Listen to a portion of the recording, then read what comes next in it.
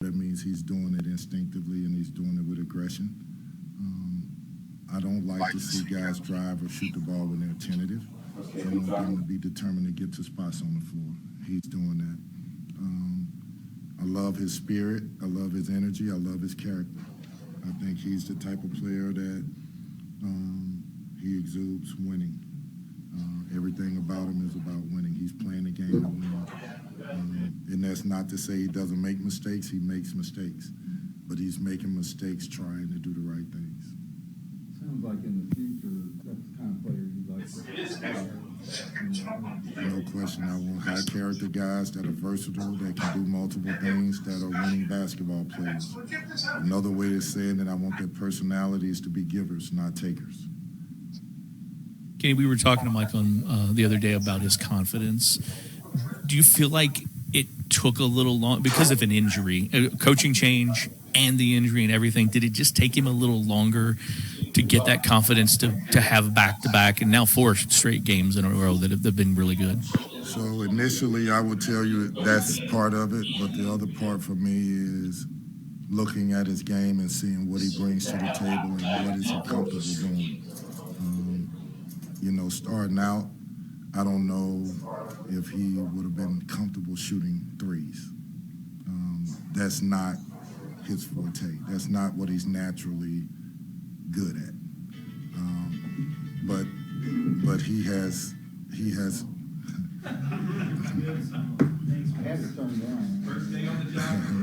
That's all right. That's all right.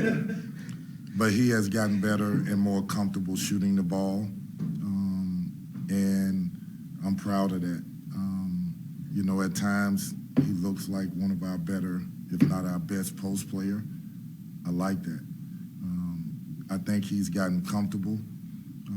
I think that he knows that I'm trying to put him in positions to be successful. Another way of saying it, I'm not just running an offense and saying you just fit into whatever I'm running. I'm running an offense geared toward making him successful. Kenny, when you're coaching at this point in the season and you're trying to, get this team over the hump, do you concentrate more on like the first 6 minutes of the game the other night when you guys were playing really well on the both ends of the floor, or is it more of the things that they have to do better, those rut things, or do you try to make it 50-50? I mean, what's your kind of philosophy with all that? I believe I have to make it 50-50. For example, the Clemson game where we really did a lot of good things early. I saw the way I wanted the game to be played, and I talked to them about this before the game.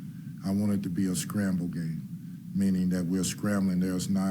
We're just not going to allow the other team to just run offense. We're going to trap, and we're going to scramble out of it. We're going to trap the post. We're going to scramble out of it. We're going to put ourselves in run and stun at times so that we're doing multiple things, and that seems to be our best defense. But also, we're going to use our defense to get us going offensively. And we got some transition baskets or some easy baskets early, playing that way. You've always said that you wanted to be desperate defensively is how you want your guys to play. Is it easier for them to repeat it when you can show them when they actually do it? You can preach it, but when you actually put it on tape and show them how it's done. Of course. I mean, it's another way of teaching. One, you put together a game plan, you talk about it. 2, you do it in practice. 3 is the game. Now you have an example of exactly the way I want this game to be played. We talked about how the score was 16-7 or 9 or whatever. How did we get it to that point? Well, you can see it. We did it with good defense. We played tough. We rebounded the ball. We got it out. We ran good plays. We made mistakes now, but we did a lot of good things. And when they looked at it on tape, okay, now look at what you did good. What happened once they called the timeout? What happened? Where did the slippage come in? Guys, we can't afford to slip. So they got to see it as an example, and you have to do it both ways. They have to see it as well. Kenny, going back to your off-season message of not win or lose, win or learn, now that it's clear that the players are starting to learn, like the energy and effort getting better, the emergence of Mike James, things of that nature, does your message start to shift from win or learn to, okay, now that we're getting into a better position, let's try and win some games? Well, we always want to win some games. I can't allow it to be win or lose.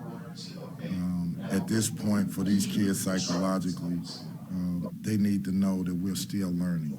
And if that means we learn all year, we learn all year. I do want to win bad. Can't say that enough. But I do understand where they are mentally. And I do understand how important it is for them to learn what they're doing and learn how to play winning basketball.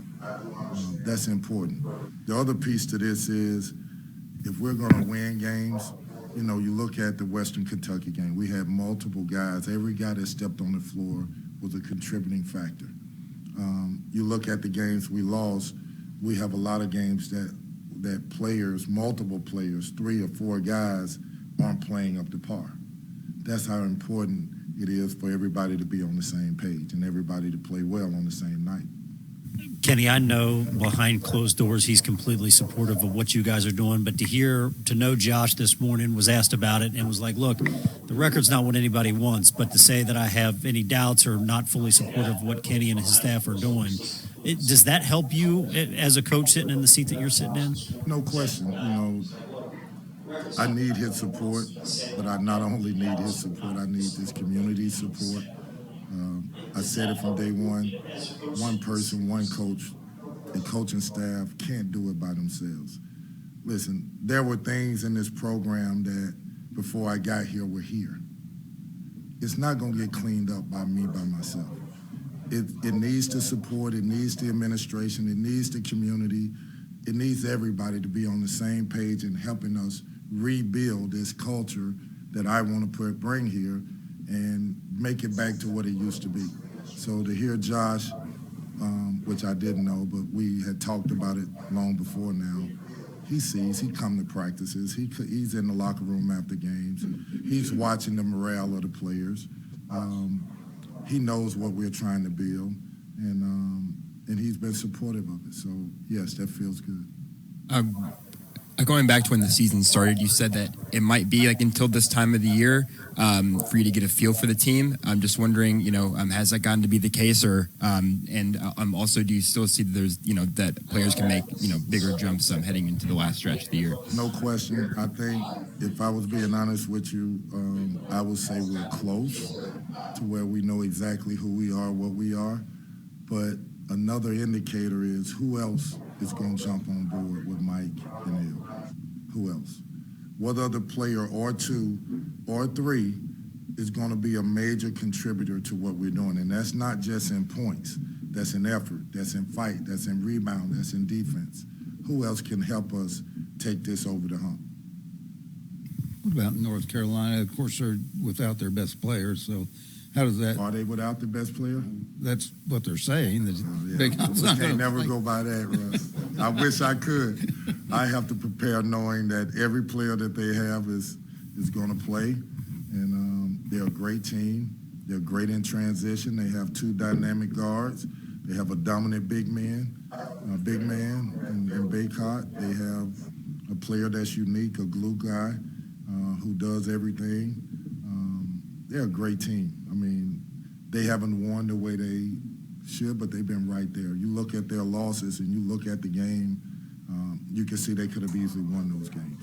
Year after year, it seems the same with them. The rebounding, big guys, I think they're I think they have like 10.5 or 11 offensive rebounds a game. How important is that any year against Carolina, but even this year?